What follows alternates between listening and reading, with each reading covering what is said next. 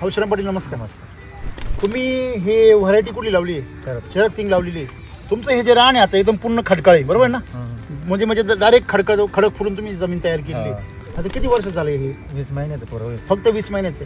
तुम्ही 15 वर्ष कशावर शेती करत होते? रासायनिक डाळिंबाची उपटून का टाकली? तेल्यामुळे. आता तुम्ही कशाच्या भरोशावर लावली आहे? वैदिक बरोबर. ही जी बाग आहे आज 20 महिन्यात झाली आहे आणि हे फळ किती दिवसात झाले? 5.5 महिने. 5.5 महिन्यात. एवढी शायनिंग वगैरे. तुमच्याकडे पाऊस पाणी काहीच दिसत नाही ना? पाऊस 3 महिने पण चालू आता सारखा. हा. आणि तरी पण काहीच नाही. काहीच नाही. रोगराई वगैरे. काहीच नाही. तुमचा 15 वर्षाचा अनुभव तुम्हाला काय सांगतो ना, हा 1 वर्षाचा अनुभव काय सांगतो? आता SCT वैदिक नसतं वापरलं ना आणि रासायनिक जर असतं ना त्याच्यावर डाग बी गाडी असते आणि शायनिंग नसते. गळून किती गेला असता?